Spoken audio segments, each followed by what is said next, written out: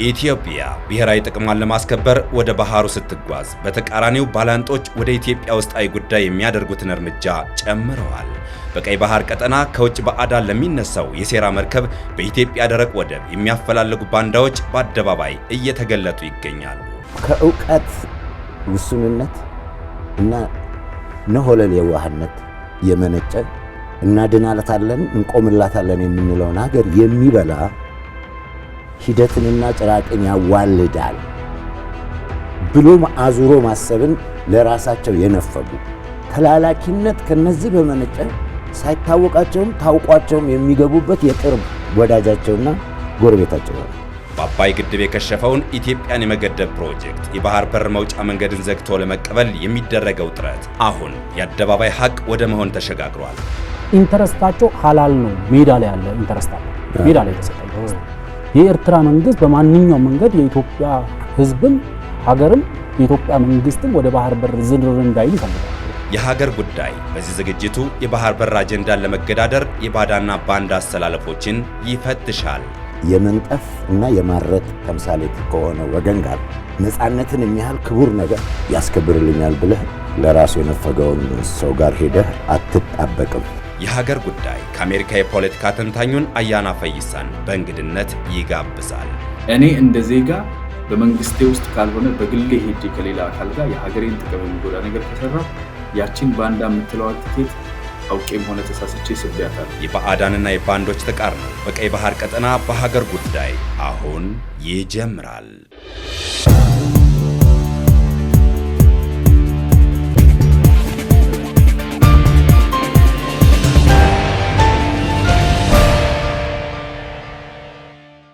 ጤና ይስጥልን የተወደዳችሁ ተመልካቾቻችን፣ ይህ ስለ ሀገር የሚያወራው የሀገር ጉዳይ ነው። እንግዶቼ ዘሪሁን ተሾመና አፈወርቅ በደዊ ናቸው። ከውጪ አያና ፈይሳ አብሮን ይቀላቀለናል። እስከ ፕሮግራማችን ፍጻሜ ድረስ በአብሮነት እንድትቆዩ ጋብዛችኋለሁ። ምክንያቱም ይህ የሀገር ጉዳይ ነው። አብራችሁን ዝለቁ። በየትኛውም የፖለቲካል ማህበረሰብ ዘንድ ከጂኦ ስትራቴጂክ ባላንጣ ጋር በአንድነት መቆም ትልቅ ታቡ ወይም ደግሞ ነውር ነው። ከቅርብ ጊዜ ወዲህ ግን ልክ እንደ ትግል ስትራቴጂ የህልውና ትግል እያደረግን ስለሆነ ከማንም ጋር መተቃቀፍ እንችላለን፣ የሀገር ህልውና የሀገር ክብር ከኛ ህልውና በታች ነው በሚል መነሾነት የሚደረጉ እንቅስቃሴዎች አሉ። ይህንን እንዴት ትመለከቷለህ?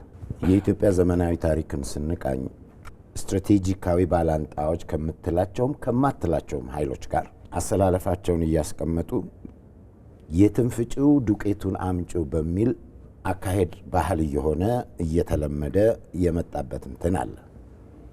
እዚህ ጋር ወደዚህ የሚገፋቸው ስልጣን የምንለው ለስልጣኑ ያለሙ ልሂቃን የመኖራቸውን ያህል ይህንን አጅበው በአክቲቪዝም ደረጃ ማነወር ሲገባ የጀግንነት ካባ የሚያለብሱት ወንድምና እህቶቻችን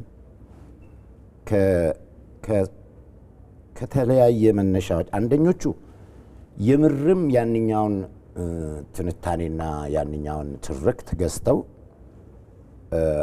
ኢትዮጵያ ሀገራችን ችግር ውስጥ ነች፣ ከዚህ ችግር ከየትኛውም መልኩ እንትን ብለን መውጣት አለብን እንጂ የምርም እዛ ጋ ሄደው አድረው ብሔራዊ ጥቅም የሚባለውን አሳልፎ የሚሰጥ ነገርም በዘላቂነት ሊተገብሩ ሳይሆን ድልድዩን እስኪሻገሩ ነው እጅ የሰጡት ብለው የምር እንትን የሚሉ አሉ። ሁለተኛዎቹ በፖለቲካ ልሂቃኖችን ውስጥ የምንመድባቸው ላስምርበት እሱ ሁለተኛው ከእውቀት ውስንነት እና ነሆለል የዋህነት የመነጨ ይሄ ነገር እኮ በፖለቲካው ገበያ ከአገር አንጻር ሲመነዘር የሚሸራረፍብን ብዙ ነገር አለ። እናድናለታለን እንቆምላታለን የምንለውን ሀገር የሚበላ ሂደትንና ጭራቅን ያዋልዳል ብሎ አዙሮ ማሰብን ለራሳቸው የነፈጉ። ሶስተኛ ከግላይ በንቀት ከታጀበ ግላይ ፉክክር እና ይሄንንም ደግሞ ይሄም የሚያዋልደው ለከት የለሽ ጥላቻ የሚነዳቸው። በመጨረሻ እነዚህ ተደማምረው ምናልባት በተወሰነ ደረጃ በመጀመሪያ ላይ ከጠቀስኳቸው ውጪ ተላላኪነት ከነዚህ በመነጨ ሳይታወቃቸውም ታውቋቸውም የሚገቡበት የቅርብ ወዳጃቸውና ጎረቤታቸው ይሆናል። ዴርፎር የባንዳነት አዋራጅነት ለራስ ተወው ለሌላው፣ የተላላኪነት የሚያሳንስ ስብራት ሳይሰማቸው ከየት ወዴት ልጫን የሚል ሂደት ውስጥ ይገባል። እዚህ ጋር የዚህኛው ልሂቅ ክፍል ወይም በዚህ ድርጅት ዙሪያ የተሰባሰበው ልሂቅ ክፍል ዛሬ ላይ ያገኘውን ጥንካሬ ያገኘው ከእገሌ ጋር እንደዚህ አይነት በስሙ ብጠራው የመጫንን ፈቃደኝነት ስላሳየ ነው ብለው በሌላ ለመጫን ደግሞ የሚሄዱ ወንድምና እህቶች ይኖራሉ። አለበለዛ ዛሬ ጠቅላይ ሚኒስትር አብይ አህመድ ፓርላማ ላይ ያሉት ቢዩቲፉል እንትን አለ። የራሱን ወጣት ለስደት ሀገርና ሀብቷን ለድርቀት በአጠቃላይ የመንጠፍ እና የማረጥ ተምሳሌት ከሆነ ወገን ጋር ነፃነትን የሚያህል ክቡር ነገር በዚህ ስርዓት አልተከበረም የምትለውን እና እኔ ይበልጥ አስከብረዋለሁ የምትለውን ብሔራዊ ጥቅም ያስከብርልኛል ብለህ ለራሱ የነፈገውን ሰው ጋር ሄደህ አትጣበቅም። ከጀርባ ቁጭ ብለው እነሱ ታንኩም መድፉም ሳይነካቸው የሚኖሩበት ቦታ ይኖራል። ወጫቸው፣ ጉዟቸው ወዘተርፈና ይሄ ነው። በአጠቃላይ ግን የሀሳብ ልዩነት ኖሮት ሳት ቢለው ሲነቃ ሊመለስ የሚችሉ ወንድምና እህቶችም አሉ። አፈወርቅ ይህንን አያይዘ እንድትመልስልኝ የምፈልገው ቤት እየፈረሰ ስለ መስኮትና ስለ በር መነጋገር ከባድ ያደርገዋል። ምክንያቱም መስኮትና በሩ ያለ ቤቱ ምንም ስላልሆነ ማለት ነው። እንዴት ነው ከእንደዚህ አይነት የፖለቲካል አሰላለፍ ፖለቲካችን መንጻት መዳን የሚችለው? አንድ ተረት አለ አይደለም? አይኗን እያወጣት ቅንድቤን አደራ አለች እንደሚባለው። አሁን ትልቁ ችግር የሀገርን አይን እያጠፋህ ቅንድቤን አደራ ቅንድቤን ልኳሉ አይነት ነገር ነው። ስለዚህ ዋናው መሰረታዊ ነገር ለኔ እዚህ ሀገር ውስጥ የፖለቲካ ትግል ለማድረግ ዳይቨርሲፋይድ የሆኑ የፖለቲካ ጥያቄዎች አሉ። እዚህ ሀገር ውስጥ የፖለቲካ ትግል ለማካሄድ የኢኮኖሚ ጥያቄዎች አሉ፣ የህብረተሰባዊም ጥያቄዎች አሉ። እነዚህ ጥያቄዎችን በሀገር ውስጥም ሆነ ከሀገር ውጭ ካለ ኃይል ጋር ስትተባበር ምንድነው የኔ ኢንተረስት፣ ያ ሊያግዘኝ የሚተባበረኝ ሰው ኢንተረስት ደግሞ ምንድነው?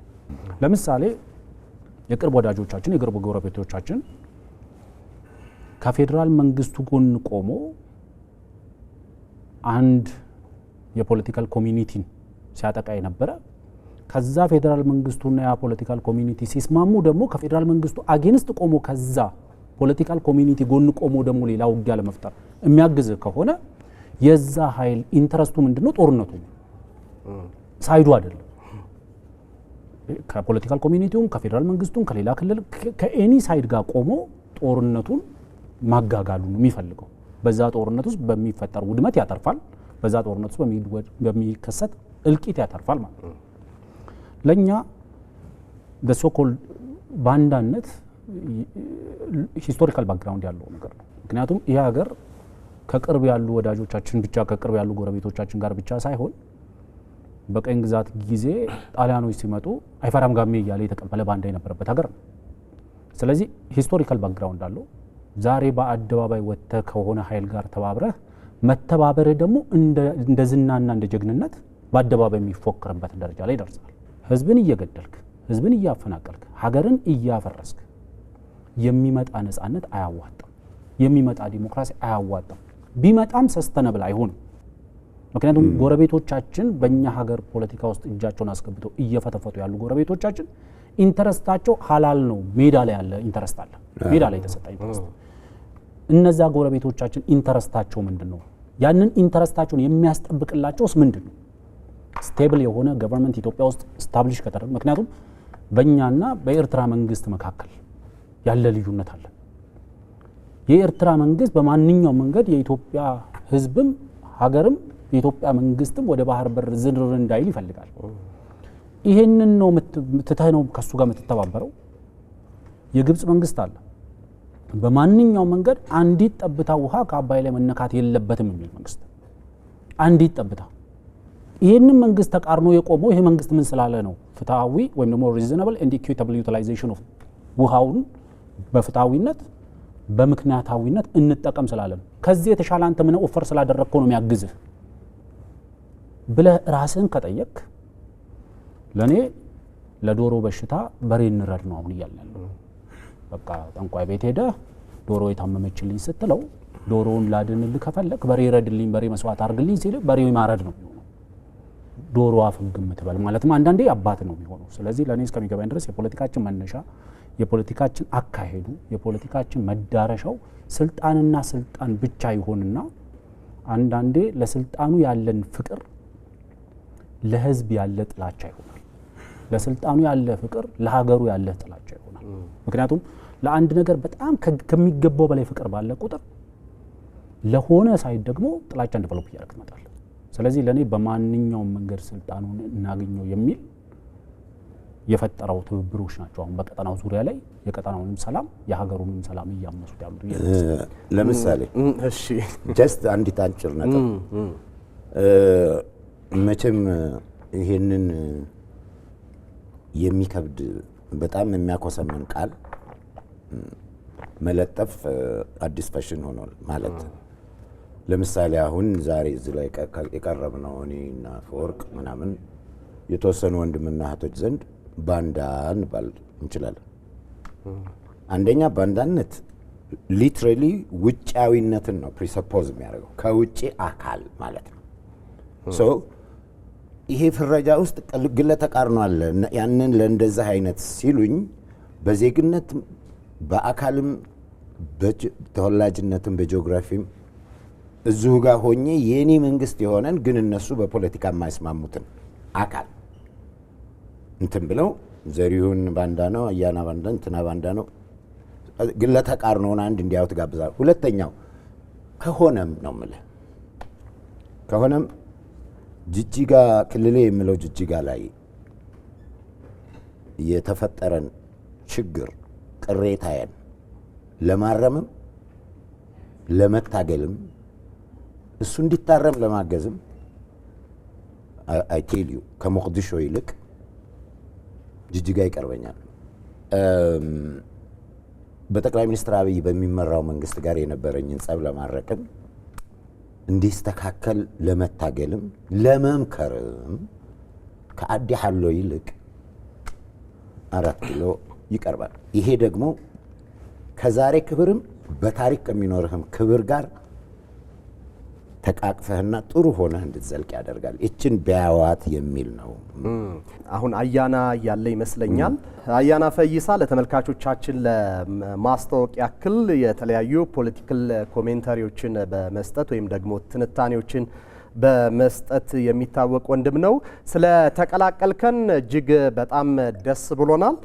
ከስትራቴጂክ ጠላቶቻችን ወይም ደግሞ ከኢትዮጵያ ጂኦ ስትራቴጂክ ጠላት ከሆኑ ሀገራት ጋር አብሮ ማበር ኮመን ካልቸር እየሆነ መጥቷል እና ከዚህ አይነት ባህል ራሳችንን ፈልቀቀን ከዚህ በላይ በሆኑ ጉዳዮች ላይ እንዴት ነው እንደ ሀገር በጋራ መቆም የምንችለው? ዘሪሁን አሁን ያቀረበው ኮመንት በጣም ወሳኝ ነው። ቢኮዝ ነገሮችን ዴፊኒሽናቸውን ወይም ትርጉማቸውን ራሱ ካጣመምን የምንሄድበት ቦታ የለንም፣ ቢቀር ነው የሚሻለው። በአንዳነት ወይም ትሪዝነስ የምትለውን ነገር ስትናገር መጀመሪያ ፔትሪዮቲዝም የሚባለው ወይም ሀገር ወዳድ ወይም ሀገራዊ ወይም አርበኛ የምንለው መኖር አለበት። ሀገር ወዳድ የሚለው ኮንትራስት በሌለበት በአንዳነት ወይም ትሪዝነስ የሚባለው ነገር የለም። ስለዚህ ሀገር ደግሞ ምንድናት ስንል ሀገር ዝም ብሎ ስም ብቻ አይደለም፣ ወይም ባንዲራ ሰንደቅ ብቻ አይደለም። ሀገርን ኮንስቲትዩት የሚያደርገው የራሱ የሆነ የድንበር የተከበረ ድንበር ያስፈልገዋል። ሶቨሬን ቴሪቶሪ ያስፈልገዋል። አንድ አብሮ የሚኖር ህዝብ ያስፈልገዋል። የጋራ ህዝብ መንግስት ያስፈልገዋል። የአንድ ሀገር ሉዓላዊነት ውስጥ አብሮ የሚካተተው ሀገር የሚያስብለው መንግስት በሌሎች የማይገዛ ነፃ መንግስት ሲኖረው ማለት ነው፣ ሶቨሬን ስቴት ሲኖረው ነው። እና ገቨርንመንቱን መዋጋት የለብንም ዘላለም ይንገስ እንበል ሺህ ዓመት ይንገስ ንጉስ አይከሰስ ሰማይ አይታረስ ማለት አይደለም። ይሄ ግን ገቨርን የሚያደርጉ ነገሮች አሉ፣ ዴሊኔሽናል የሚለዩን ነገሮች አሉ። ለምሳሌ የፖለቲካ ጥያቄዎች ምንድናቸው፣ እንዴት ይቀርባሉ የሚለውን ነገር ስናይ ቅድም አፈወርቅ ያነሳው የነበረው ለማንኛውም ነገር የትም ፍጪው ዱቄቱን አምጪው የሚለው ማለት ነው። ምንም ባደርግ ሀገርንም ብከዳ የፈለግኩትን ጉዳት ባደርስ ያዋጣል የሚለው አካሄድ ትክክለኛ አካሄድ አይደለም። የሚነሳውም ደግሞ ከዴፊኒሽኑ ነው። አሁን አፈወርቅ ብሏል፣ አይ ቲንክ ዘሪሁን ብሏል እና አንስቶ መለጠፍ ነው ዝም ብለን። አንደኛ ዓላማው ይሄ አንስቶ መለጠፍ የሚሰራበት የገሌም ባንዳ ነው የገሌም ባንዳ ነው የሚባልበት ምክንያት ቃሉን ራሱን ለማርከስ ከሚደረግ ፍላጎት ነው። ራሱ ባንዳ የሆነ ሰው ሰውን ሁሉ ዞሮ ባንዳ ሲል የቃሉ ፓንች ጥንካሬው እንዲቀንስለት ዋተር ዳውን ማድረግ ወይም ደግሞ ውሃ የመቀላቀል የማርከስ ስራ ስለሆነ እሱ ባንዳነት ውስጥ የሚሳተፉ አካላት ያውቁታል እና ሄደው ሁሉንም ሌብል ያደርጋሉ ባንዳ ብሎ ለማጥራት እንዲያስቸግር ማለት ነው። ትክክለኛው ባንዳነት የሚባለው ስራ ግን በጣም ከባድ ቃል ነው። በነገራችን ላይ በቅጣትም በህግም ደረጃ በሞራል ዝቅታው ከፍተኛ ስለሆነ እስከ ሞት ፍርድ ድረስ የሚያስቀጣው በብዙ ሀገራት ይሄ ወንጀል ነው እና ሀገርን የመክዳት ወንጀል የሚባለው የሀገር ጥቅም ላይ አንተ ሳትመረጥ ባለቤት ሳትሆን ባለስልጣን ሳትሆን መንግስት ሳትሆን የፖለቲካ ፍላጎትህን ለማሳካት የሀገር ጥቅም ላይ ከሌሎች የሀገርህን ጉዳት ከሚፈልጉ አካላት ጋር ለመስራት ፈቃደኛ መሆን ማለት ነው። የመንግስትን ሶቨሬኒቲ መጣረስ ማለት ነው። ቢኮዝ ሀገር የሚለው ነገር ዝም ብሎ መሬት ወይም ህዝብ ብቻ አይደለም። መንግስትም ያስፈልጋል፣ ሶቨሬን ስቴት ያስፈልጋል፣ ጋቨርንመንት ያስፈልጋል እና የመንግስት ሶቨሬኒቲ እሱ በጣም ዲቴል የሆነው ነገር ውስጥ ኢንትሪኬሲ ውስጥ አንገባም። እኛ ሀገር ያለው ችግር ሁለት ነው። አጭሩ ማስቀምጬ እንዳልፍ በአንድ 2 ደቂቃ ውስጥ አንደኛ ይሄንን አርበኝነትን ወይም ሀገር ወዳድነት የሚባለውን ነገር ለመገንባት እድሉን አላገኝም። ብዙ ጉዳቶች ደርሰውብናል። ወደኋላ የተመለሱ ሪግረስ ያደረጉ ሂደቶች አሉን በታሪክ ውስጥ። ሰው የፈለገው ሰው ተነስቶ ኢትዮጵያ ላይ እንደዚህ የሚሆንባት ኢትዮጵያ ለእኔ ሀገር አይደለችም ብሎ ሲናገር ተው አትልም ማለት የማንችልበት ብሔር ላይ ቤዝድ ያደረጉ ማንነት ላይ ቤዝድ ያደረጉ ትግሎች ከዛም በፊት የነበሩ ነገሮች የፈጠሩብን ችግር አለ። ይሄንን ሳናርቅና የጋራ ስምምነት እኔ አሁን የምኖርበት ሀገር አሜሪካ ህገ መንግስቱ እንደ ከፈጣሪ ቀጥሎ እንግዲህ ህገ መንግስቱ ነው የሚወደደው፣ የሚፈራው፣ የሚከበረው። ስትምልም ለሱ ሞትለታለሁ ብለህ ነው የምትምለው እና ችግር ያለበት 20 ምናምን ጊዜ አሜንድ የተደረገ ህገ መንግስት ነው ተመልሶ የታረመ ግን ሞትለታለሁ ነፍሴን ሰጥለታለሁ ይላል ሰው ልጆቹን በ18 በ19 ዓመታቸው ፈረንጆች ልከው ሄደው ይሙት ይህን ህገ መንግስት ለማስከበር ይላል።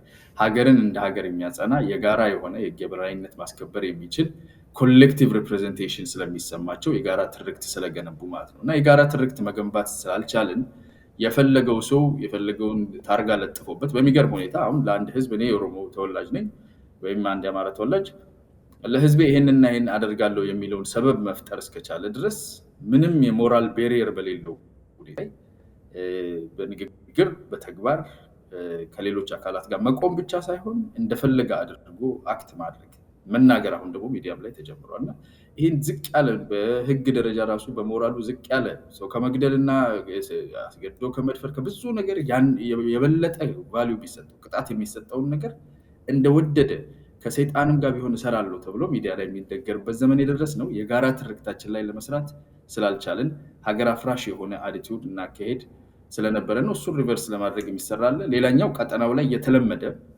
በባብል መንደብ እና በዚህ በቀይ ባህር አካባቢ ካለው ከጋልፍ ኦፍ ኤደን ጋር ተያይዞ ያለው በጣም የዓለም ሁሉ ትኩረት ያለበት ቀጠና ስለሆነ ፕሮክሲ ወር ወይም የውክልና ጦርነት የገበያው አይነት ነው። በጣም የተለመደ ነው። አቅራቢያው ያሉም ከሩቅም ያሉ ያዋጉናል፣ ያጫርታሉ እና የዛ ልምድ ለረጅም ዘመናት የኖረበት ስለሆነ ይሄ እነኚህ ሁለቱ ናቸው። ገበያውን በጣም ሰፊ ያደርገዋል ማለት ነው። ገዢውም ብዙ ነው። እናመሰግናለን አያና። ዘሪሁን ወደ አንተ ልመለስና ምን አሳጣን የሚለውን እንመልከት። ነውርን ከማነወር ይልቅ እያላመዱ ኒው ኖርማል የማድረግ የባህል ቅጨት በተለይ በኢትዮጵያ ፖለቲካል ኢሊት ደረጃ ሁላችንም እንዲጫን ያደረገ ደዌ ነው። ይሲ ሶ ቅድም ሲያነሳ ምን አለ እንዲረክስ ሲያረጉት ሲል ሚኒንግ ውድ ያልሆነ ማንም ጋር የሚገኝ ነገር ነው ብለው በግለ ተቃርኖ የሞላውን ዴፊኒሽን ይዘው እኔ የኔው አገርና መንግስት ባንዳ ለመሆን ወይ ባንዳነት ሪዲፋይንድ መሆን አለበት። እዛ ግለ ተቃርኖ ውስጥ ሁሉ የሚከታቸው ሁለተኛው ምክንያት ንዑድ የምንላቸው ሳክሮሳንክት የምንላቸው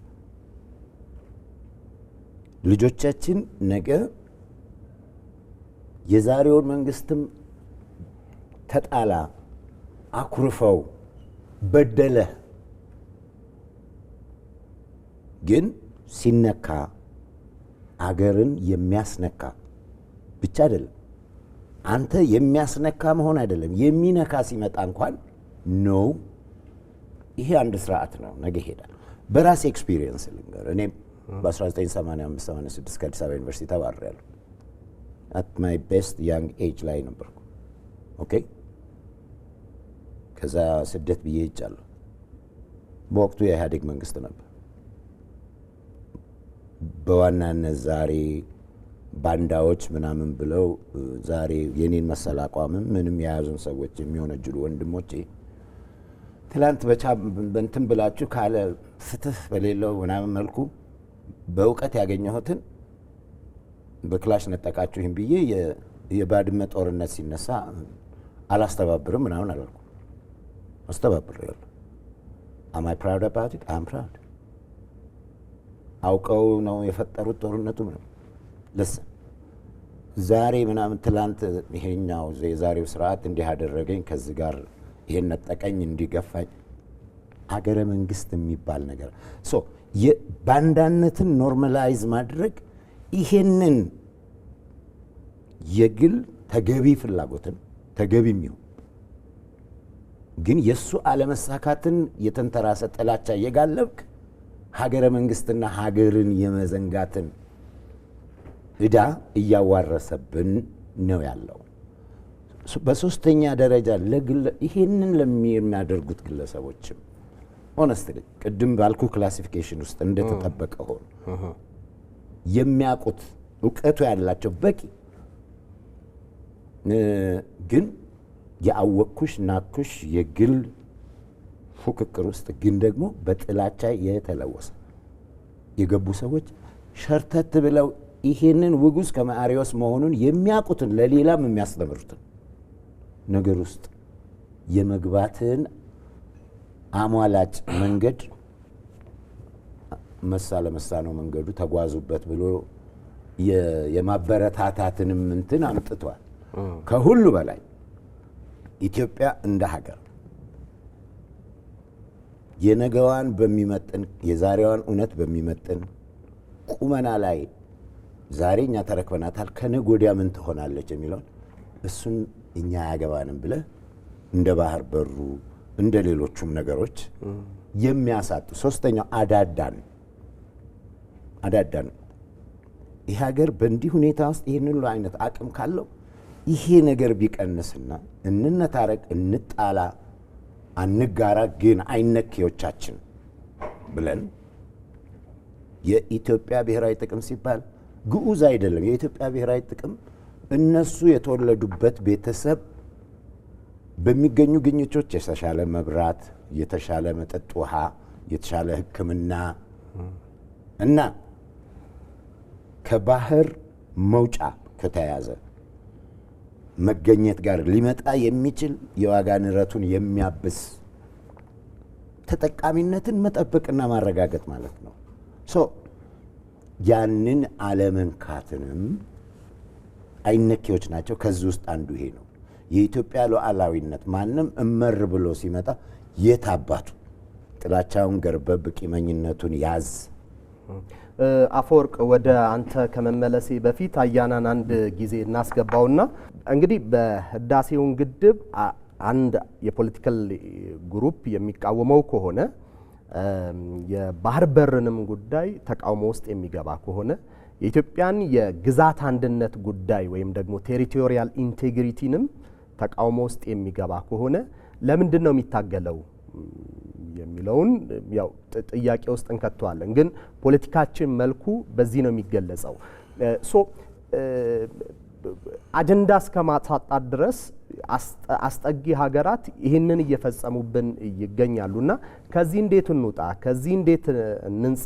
ፖለቲካችንን ከዚህ በላይ ባሉ እውነታዎች እንዴት እንመስርተው በሚለው ላይ ሀሳብ ብሰጥልኝ። የባህር በሩ ጥያቄ ሁሉ ሰው በሄድክበት ሁሉ የባህር በር ትላለህ። ምንድነው የባህር በር ጉዳይ ይላሉ። እንግዲህ ካለመረዳትም ይመስለኛል ዲፕሎማሲ ላይ ያለው ጫና፣ ኢኮኖሚ ላይ ያለው ጫና፣ ሰላም ላይ ያለው ጫና ሁሉን የሚነካ ነው።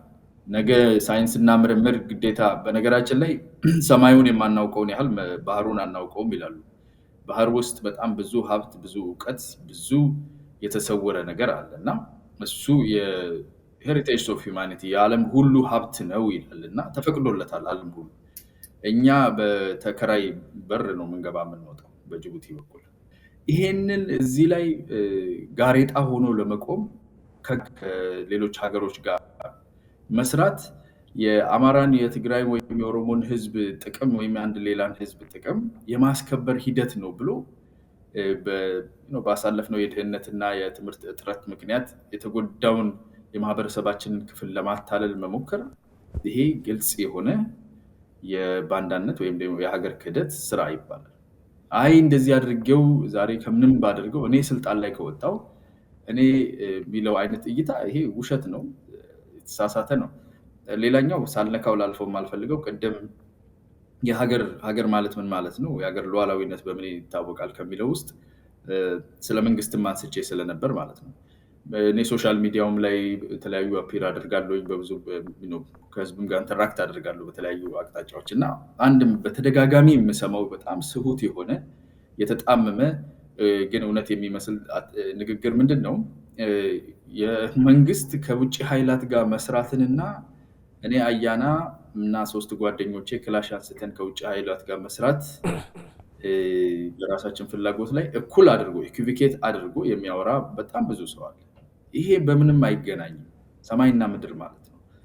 የሀገር ሉዓላዊነት አካል የሀገር ራሱ ሀገር ማለት የስቴት ማለት የሀገር አካል ነው እና የሀገር አካል የሆነ ሰው ኢትዮጵያን ላናገር ቢል መንግስትን ነው የሚያናገረው እንጂ እኔም መጥቶ አያናግረኝም፣ ወይም በየመንደሩ ሄዶ እያንዳንዳችንን አያናግርም።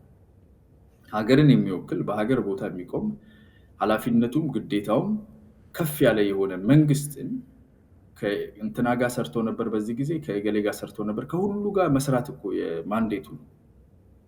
ግዴታና መብታችንን ለመለየት በጣም ብዙ ይቀረናል እና ብዙ ሰው የማታለል ነገር ይሰራል። አይ ከነሱ ከኤርትራ ጋር ሲሰሩ ኃጢአት፣ ከኛ ጋር ሲሰሩ ደግሞ እኛ ደግሞ ስንሰራ ወንጀል የሚሆንበት ምክንያት ምንድነው ሲባል እናንተ መንግስት አይደላችሁም ነው። ትግል የሚያስፈልገው ምርጫ የሚያስፈልገው ዲሞክራታይዜሽን የሚያስፈልገው መንግስት መሆን ለዚህም እኮ ነው። ራቅ ተደርጎ የተሰቀለበት ምክንያት የሀገር ማንነት ውስጥ የተካተተበት ምክንያት ኃላፊነቱም ግዴታው ራይቱም ሬስፖንሲቢሊቲውም ሰፊ ስለሆነ ነው እና እንጂ እኔና ማሞ ተነስተን የመንግስትን ስራ ማንዴት የምንወስድ ከሆነማ ምን አታገላቸው? ዝም ብሎ መንግስት አንሆንም ወይ ሁላችንም ግር ብለን ተነስተን? ስለዚህ ይሄንን መለየት ያስፈልጋል። መንግስት ከፈለገው አካል ጋር መስራት ማንዴት አለው። እኔ እንደ ዜጋ በመንግስቴ ውስጥ ካልሆነ በግሌ ሄጄ ከሌላ አካል ጋር የሀገሬን ጥቅም የሚጎዳ ነገር ከሰራው ያቺን ባንዳ የምትለዋን ትኬት አውቄም ሆነ ተሳስቼ ስቢያታለሁ እና ይህንን ሳያውቁ ስበዋት የሚኮሩባት ለሰው የሚያሳዩ ሰዎች አሉና ካርዷን መልሱ ነው ብለው። አፈወርቅ ወደ አንተ ልመለስ። ምን አሳጣን ለሚለው እኔ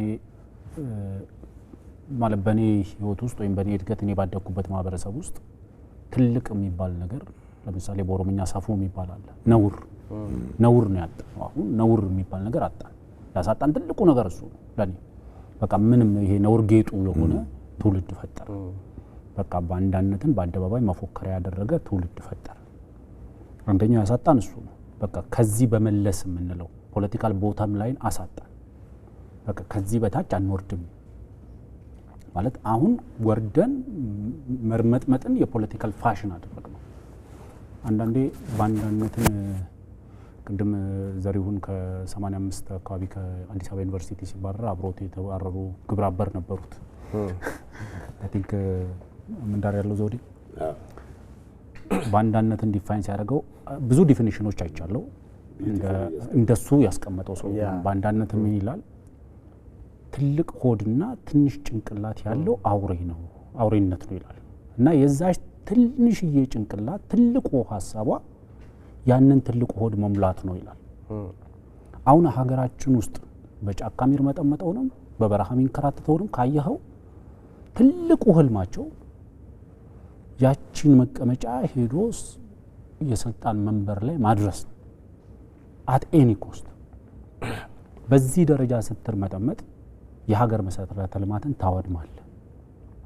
ዜጎችን ህልውና አደጋ ላይ ትጥላለህ።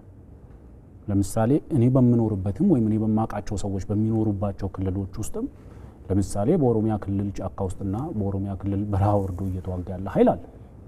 ይሄ ኃይል የኦሮሞን ህዝብ ህልውና አስጠብቃለሁ ይላል። በምን ኤክስፔንስ ስትለው የኦሮሞን ህልውና አደጋ ውስጥ በመጨመር ጭምር። ለምሳሌ ይሄ ፖለቲካል ኦዲት እኮ አለ። ፖለቲካሊ ኦዲት ስታደርገው የቱ ጋር ነበር የኦሮሞ ህዝብ ህልውና እኔ ትግል ስጀምር?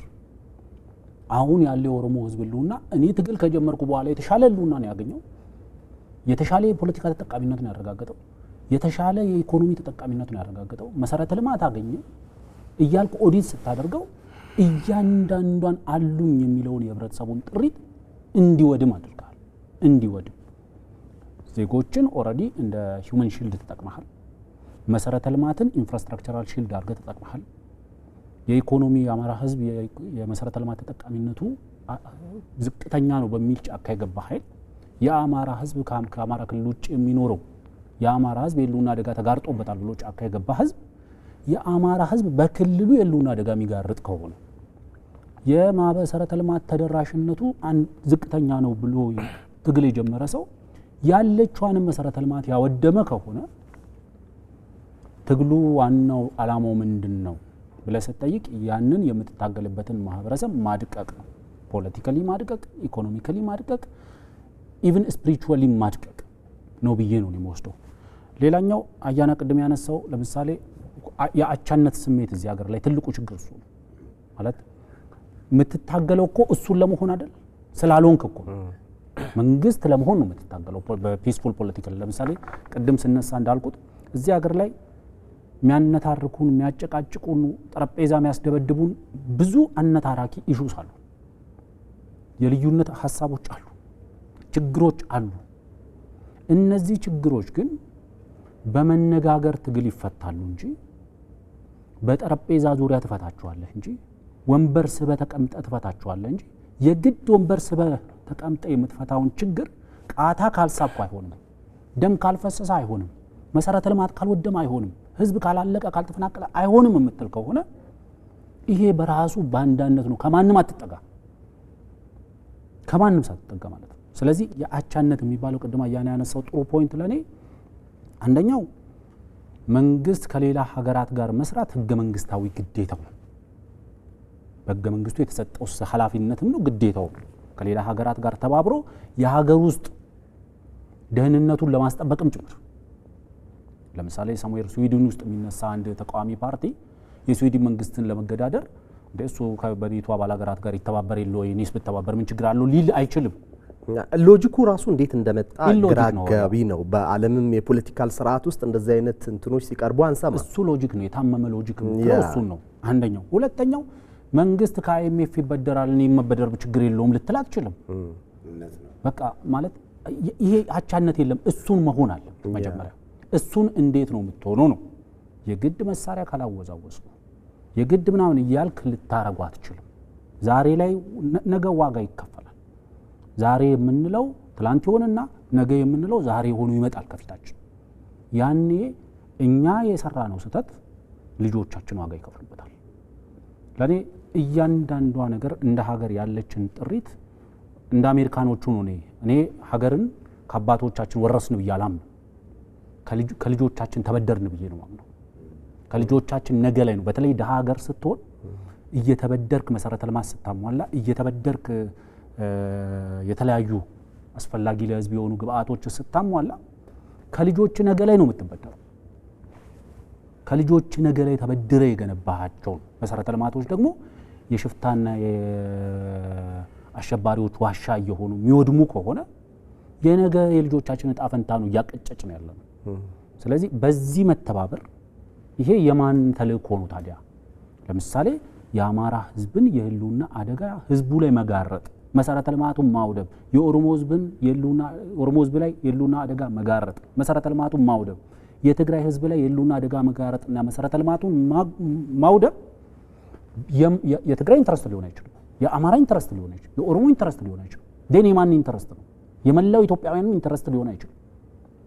ስለዚህ የማን ኢንተረስት ነው? ያንተና ካንተ ጀርባ ያሉ በዚህ ሀገር መድቀቅ በዚህ ሀገር መውደም የሚያተርፉ እነማን ናቸው? ለምሳሌ በወንዙ ላይ ጥያቄ ያለን የሚሉ ሰዎች ወንዙ በደማችን ቢቀጥንላቸው በአፈራችን ቢወፍርላቸው they don't have any problem። ወደ ባህር በሩ የሚሄደውን አቅጣጫ በማንኛውም መንገድ የሚያስተጓጉልለት ኃይል ከተፈጠረ ከመደገፍ ወደ ኋላ የማይልም ጎረቤት አለን። ይሄ ጎረቤታችን በዚህ ላይ ችግር የለበትም። በማንኛውም መንገድ ወደዛ ሊደረግ የሚችሉ ማንኛውም እንቅስቃሴ ምክንያቱም የሚፎከረው እንደዛ ነው። በአደባባይ ተወጥቶ በምንም ተአምር ከኢትዮጵያ ግዛት ውጭ ወጥቶ የኢትዮጵያን ብሔራዊ ጥቅም ማስጠበቅ የማይችልበት ደረጃ መንግስትን አድርሰናል እኮ የሚባለው።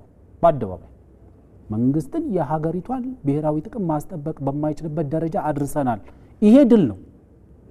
ይሄ ድል ማለት አንድ መንግስት የሁላችንም ሊሆን የሚችለው የሀገራችንን ብሔራዊ ጥቅም ማስጠበቅ ነው። የሀገርን ብሔራዊ ጥቅም እንዳያስጠብቅ ማድረግ፣ ዜጎች በሰላም ወጥተው እንዳይገቡ ማድረግ፣ መንግስታዊ አገልግሎቶችን ማስተጓጎል፣ የኢኮኖሚ መሰረተ ልማቶችን ማወላለቅና ማውደም፣ አንዳንዴ መዝረፍ፣ እየዘረፍክ ለባዕዳን ማሳልፎ መስጠት። ይህንን ካየኸው የማታ ተልእኮ ነው። ይሄ የማ ኢንተረስት ነው። ብዙ ጊዜ ለመደበቂያ የሚሆናቸው የፖለቲካ ጥያቄ የለም እያልን አይደለም። በጣም ብዙ የፖለቲካ ጥያቄ አለ። በጣም ብዙ የኢኮኖሚ ጥያቄ አለ። ይሄ ሀገር በጣም we don't have a deficit of problem ሆነቱን ለመናገር የችግር ጉድለት የለብንም። we have multiple በቂ ችግር አለ። እነዚህ ችግሮችን ለመፍታት የምንሄድበት መንገድ ደግሞ ሌላ ሜጋ ችግር የሚያዋልድ ከሆነ የምንሄድበት መንገድ ስህተት ነው ማለት ነው። የግጭቶች ባህሪን ስናይና ስንረዳ በአንድ ሀገር ግጭት ይጀመራል። ተሳታፊው ብዙ ስለሚሆን በዛ ሀገር ላይ ግጭቶች አይረግቡ። እንደዚህ አይነት ባህል ባለበት ደግሞ ከውጭ ኃይል ጋር ለመላላክ እና ከየትኛውም ኃይል ጋር የብሔራዊ ጉዳይን አሳልፎ ለመስጠት የተዘጋጀ ኃይል ባለበት ጉዳይ ላይ ደግሞ ግጭቶች ምን ያክል ሊቀጣጠሉ እንደሚችል ማሰቡ ቀላል ያደርገዋል። ከዚህ አንጻር ይሄ አይነት ባህል ሀገር ሊያሳጣን አይችልም። ሊያሳጣን የሚችለው ከልሂቁ አልፎ ማህበረሰባዊ ስር መያዝ ከቻለ ነው። እዚህ ሀገር አንደኛ ጠመንጃ የኑሮ መምሪያና መተዳደሪያ መሆን ማብቃት አለበት የሚል ምርጫ፣ ኮንሽስ ምርጫ የዚችን ሀገር እጣ ፈንታ ወስናለሁ የሚልም ሊወስንም የሚገባው ልሂቅ አመራር ሰጥቶ በዛም ጎራ ይሁን በዚህም ጎራ ይሁን መሀል ይሁን አንድ የጋራ የምንግባባበት ትርክትና እምነት አካል ሆኖ መውጣት አለበት። ሁለተኛው ስላልተፈለገ ሳይሆን ቢፈለግ የማይቻል ነገር አለ። ኢትዮጵያ ሁለት ስር ነቀል የሚባሉ አብዮታዊ እንትኖች አካሂዳለች። ዛሬ ላይ በነውጥም ይሁን በነፍጥ የሚመጣ አብዮትን የሚሸከም ማህፀን የላትም። ይሄ ለብልጽግና ይጠቅመዋል፣ ይጥቀመው። ቢኮዝ አገርም አብራ ትቀጥላለች። ሶስተኛ የሀገረ መንግስት መኖር ብቻ አይደለም፣ ጠንካራ ሆኖ የተገራ ግን ጠንካራ ሆኖ መቀጠል። ዛሬ ላይ የኃይል ጂኦፖለቲካል የኃይል ስበት ማዕከሎች በምናቀው ሁለት ወይም አንድ እጅ ባልሆኑበትና እዚቹ አፍንጫችን ስር አጠገባችን ያለው ጋር በምናየው መጠን በሚርመሰመስበት ሁኔታ ጠንካራ ግን የተገራ ሀገረ መንግስት ማስቀጠልን ጥያቄ ውስጥ የሚያስገባ ምንም አይነት ከመላላክም የመነጨ ይሁን ከእምነት የተቀዳም ይሁን ከጥላቻ የሚነዳም ይሁን ምንም አይነት ትብብሮች፣ ቅንጅቶች፣ አላያንሶች ውስጥ የኢትዮጵያ ፖለቲካ ልሂቃን መግባት የለባቸውም። መግባትም ነውር ነው። በህግ ብቻ ሳይሆን በሞራልም ያኮስሳል የሚለው ሊሰመርበት ይገባል። እዚሁ ቅርብ ያለውን ሎርድ ሬዚስተንስ አርሚን እንውሰድ። የተወሰነ የዛሬ 20 ዓመት የዛሬ 25 ዓመት ምናምን ወደ ኋላ ብትሄድ በአፍሪካ ውስጥ ራሱን አፍሪካን ብቻ ይሄ መካከለኛው የአፍሪካን ኮንጎን ይዘ ሩዋንዳ፣ ዩጋንዳ ምናምን የምትለውን አካባቢ ያምስ የነበረ በመቶ ሺዎች የሚቆጠሩ ተከታዮች የነበሩት አርሚ ነበር። አርሚ ኤቭሪዋን ፕሬዚደንት ሙሴቬኒ በጣም ብዙ ነገር ኦፈር ያደርጉት ነበር ማለት ለመደራደር በቃ ይሄን እናድርግልኝ እሱ የሚጠይቃቸው ነገሮች አሉ። ይሄን አርጉልኝ ፉል ብላንኬት ኢሚዩኒቲ ሰጡኝ፣ ይሄን አርጉልኝ የሚለው ነገር ነበር። ከዛ በኋላ ኤቭሪዋን የቀረበለትን የሰላም አማራጮች ወደ አለመቀበሉ ሲመጣ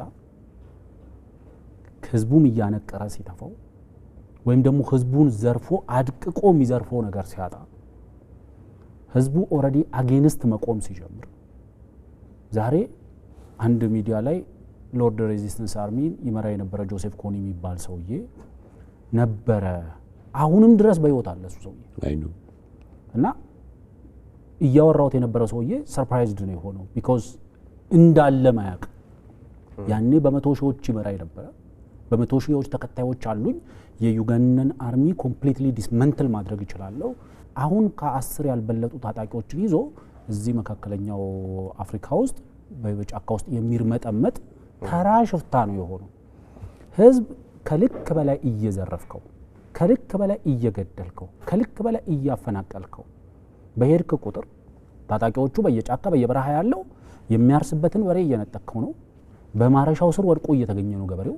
የዘራውን አዝርቱን ገና በእንጭጭነቱ አጭደ ወይ ከብት እያበላህበት ነው ወይ እንዳያርስ እየከለከልከው ነው። ዴን በዚህ ሁኔታ ውስጥ ምን አጣሉ ብሎ ይፈራል ከሆነ ጊዜ በኋላ። ስለዚህ ለኔ አንድ ፓራራል ኢሊት አለ እዚህ ሀገር ላይ። ፓራራል ኢሊት ማለት ሀገር መንግስቱን መቀጠል አለበት። ችግሮች በሙሉ በሰላማዊ መንገድ ምክንያቱም በችግሮች በሰላማዊ መንገድ እንፍታ ሲባል በሰላማዊ መንገድ እንፍታ የሚለው ውስጥ አይደለም ችግሩ ያለው፣ ወይም ደግሞ ዋናው ኮንተንቱ ችግር መኖሩን ማመንም አለ በዛ ውስጥ።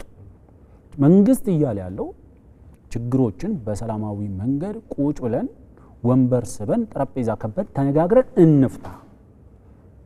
እኔም እናንተን በፍለጋ በረሃና ጫካ ውስጥ መርመጥመጥ አያስፈልገኝም።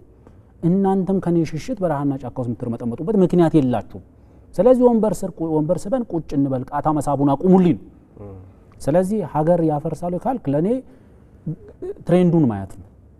ሀገር የሚያፈርሱበት ፖለቲካል ክላይማክሳቸው ወይም ደግሞ የሚሊተሪ ክላይማክሳቸውን ኦልሬዲ አሁን ዲክላይን እያደረገ ነው የመጣው።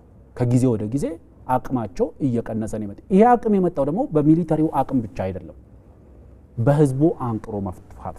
ስለዚህ እኛ ዛሬ የምናደርጋት እያንዳንዱ መጣደፍ ለነገ ለትውልድ የተሻለ ሀገር ዲሊቨር ለማድረግ ይሄንን የሚያስተጓጉል ማንኛውንም ኃይል መንግስት አይደለም፣ የታጠቀው የመንግስት ሰራዊት አይደለም፣ ህዝቡ በራሱ ይዋጋል። ስለዚህ እኔ እስከሚገባኝ ድረስ ሀገር ወደ ማፍረስ ይሄዳል ካልከኝ ወደዛ የሚያመራ ነገር አይታይም። ወደዛ የሚያመራበትም አቅም አለው ብዬ አላስብም። ምክንያቱም ሀገር ሊያፈርሱ የሚችሉበት የስጋት ደረጃ ላይ ነበሩ እንኳን ከተባለ የነበሩት ትላንት ነበር። ዛሬና ነጋቸውን ደግሞ ምክንያቱም ፖለቲካ ውስጥ እዚህ ጠረጴዛ ላይ ያለን ሰዎች ፎር ዘ ላስት 10 ዓመት 15 ዓመት ፖለቲካውን እናውቀዋል። ስለዚህ በዛ ትሬንዱን ስፔኩሌት ለማድረግ ብዙም ከባድ አይሆን፣ ፎርካስት ለማድረግ ብዙም ከባድ አይሆን፣ ወዴት ያመራሉ የሚለውን ለማወቅ ብዙም ከባድ አይደለም። ስለዚህ ለኔ they are on የቁልቁለት መንገድ ላይ ናቸው አሁን ያሉት ብዬ ማለት ነው። አያና በዚህ ሀሳብ ላይ ማጠቃለያ ስጥልን። እኔ በኮሌክቲቭ ኢንተለጀንስ ወይም ይሄ የማህበረሰቡ የጋራ እውቀት ወይም ጥበብ አምናለሁ። በቅርብ ጊዜ በደንብ እየገባኝ የሚሄድም ብዬ የማስበው ነገር ይሄ ነው። ኤሊቱ ላይ ሪፕሬዘንቴሽን እስካለው ድረስ ቀደም ያነሳው ነገር አለ። ኤሊት ላይ ሙሉ በሙሉ ኤሊቱ ተስማምቶ ልክ አሁን የባህር በራችንን የተሸጠበት ጊዜ ላይ ኤሊቱ ምንም ቦታ አልነበረውም እና ሀገር መንግስት እየተገለበጠ በነበረበት እየተቀየረ በነበረበት ዘመን ያለ ውክልና የተፈጠረ ነገር ካልሆነ በስተቀር በተለይ መንግስትን ይዞ የመንግስትን አፓራተስ ይዞ ያለው ኤሊትና ስትራክቸር የሀገርን ህልውናና ሉዓላዊነት ጥቅም የሚያስከብርበት ይዘት ላይ ከሆነ ህዝባችን ኢንተሊጀንሱ ሃየር ነው እና ያፈርሳል የሚለውን ነገር አላምንም። ኢትዮጵያ የምትፈርስ አይነት ሀገር አይደለችም። ኢትዮጵያን እናፈርሳለን ብሎ በአደባባይ ወጥተው የተናገሩ ሰዎች ልጆቻቸውን ሌላ ሰው ነው እያሳደገላቸው ያለው ዛሬ። ስለዚህ ኢትዮጵያ ዝም ብላ የምትፈርስ አይነት ቀላል ሀገር አይደለችም። በመንግስት ደረጃ፣ በመዋቅር ደረጃ፣ በፓርቲ ደረጃ፣ በግለሰብ ደረጃ ያልሞከረ የለም። ጸንታ የምትቆምበት ብዙ ምክንያት ነው ያለው። ደርቡ ብዙ ነው። እሱ ሁሉን አንናገረውም። አሁን ግን ግዴታ መፍረስ ብቻ ነው ወይ አደጋ? ነገ ልንሄድበት የሚገባው ቅድም አፈወርቅ ተናግሯል። የልጆቻችን የሚቀጥለው ትውልድ ነገ ኢትዮጵያዊነት የሚኖረው ዓለም አቀፋዊ ትርጉምስ ለምን ይገዝገዝ? ጫካ ውስጥ እየተሽከረከረ የትንንሽ ወጣት ሴቶችን የሚደፍርና የሰው ከብት አርዶ የሚበላ የራሱን ሪሶርስ የማህበረሰብን ሪሶርስ የሚያጠፋ አካል ኢትዮጵያን ሊገነባ እኮ የተፈጠረ እኮ አብሮኝ ከኔ ጋር ተቆጥሮ ከእናንተ ጋር ተቆጥሮ ነው 130 ሚሊዮን የምንባለው እኮ። እሱ የሚያመጣው ኤፈርት አለ እኮ። ዝም ብሎ ቢቀመጥ እንደው ሰው ባይገል እንኳን እንደው እጅን አጣጥፎ ቢቀመጥ እኮ ኪሳራ ነው። የእሱ መቀመጥ ራሱ ዌስት ነው ማለት ነው። እና ኦፖርቹኒቲ ኮስታችንን ማየት አለብን። ግዴታ መፍረስ የለብንም። ልንደርስ የሚገባንን ቦታም ወደኋላ እየቀረ ነው እና ፖለቲካሊ ሴትል ማድረግ፣ ፖለቲካሊ መነጋገር፣ ፖለቲካን ለመፍቻ እንዲሆን ማድረግ ማንም አንድ ህዝብ እንደ ህዝብ ታርጌት ተደርጎ ይጥፋ ተብሎ ምናምን የሚባል የዋሆች የሚቀበሉት ትርክት ውስጥ መግባት አያስፈልግም። ያሉ ክፍተቶች፣ ችግሮች፣ ጥያቄዎች አሉ። በፖለቲካ ነው መፈታት ያለባቸው፣ በንግግር ነው መፈታት ያለባቸው። ግን ነፍስ ሊያጠፋ የሚችል አይነት የቀድሞ ለዶሮ በሽታ በር ያረዱለት አይነት በፍጹም አያስኬድም እና ኪሳራውንም ማሰብ አለብን። ግዴታ መፍረስ አለብን። ልንገነባ የምንችለው ልናመጣ የምንችለው ነገር ብዙ ያስቀርናል እና ሉዝ የምናደርገው ሀገር የምትጎዳበትን አይቶ ኮርስ ጉዳት አለ። ኢትዮጵያ ትፈርሳለች የሚለው ነገር ግን የውሃዎች ትልምና ራሳቸውን ከገደሉበት መንገድ ውጭ አድርጌ አላየውም። አመሰግናለሁ አያና። የተወደዳችሁና የተከበራችሁ ተመልካቾቻችን የዛሬ ዝግጅታችን ይህንን ይመስል ነበረ። አብራችሁን ስለቆያችሁ እጅግ በጣም አድርገን እናመሰግናለን። በሌላ ቀን ደግሞ በሌላ ርዕሰ ጉዳይ ላይ ተመልሰን የምንገናኝ ይሆናል። በያላችሁበት ሰናይ ጊዜ ይሆንላችሁ።